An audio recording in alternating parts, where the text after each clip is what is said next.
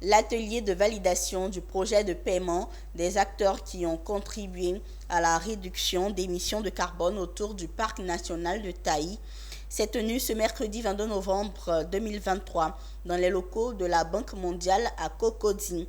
Les travaux de ce projet, sous la tutelle du ministère de l'Environnement et du Développement durable, avaient pour objectif de parvenir à un consensus sur les propositions présentées dans la version révisée du plan de partage des bénéfices générés par le programme. Michel Brou.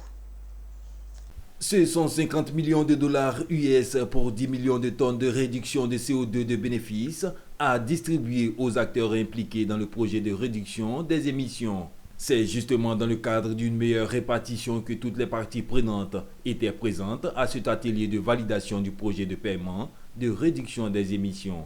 La mise en place de ce projet vient encourager et récompenser les actions de protection menées par les acteurs autour du parc national de Taï. Le plan de partage des bénéfices, c'est cette grille de répartition-là qui nous permet de distribuer, d'abord d'évaluer les activités des différentes parties prenantes qui ont contribué à réduire les émissions de gaz à effet de serre, mais surtout donc de distribuer les revenus conformément à la contribution de ces différents acteurs-là à la réduction effective des émissions.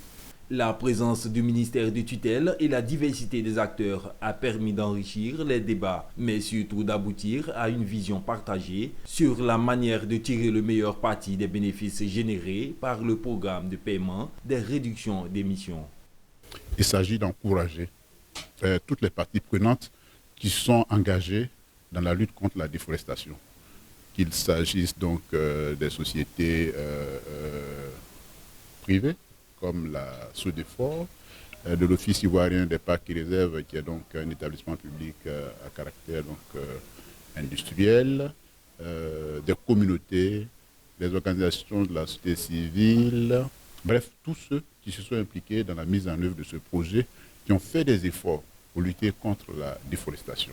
Avant le démarrage du projet, il y avait déjà eu toutes ces consultations avec les différentes parties prenantes, en commençant par les communautés, les petits planteurs, jusqu'aux institutions de l'État. Mais on va dire on était sur une approche encore théorique puisque les activités n'avaient pas démarré.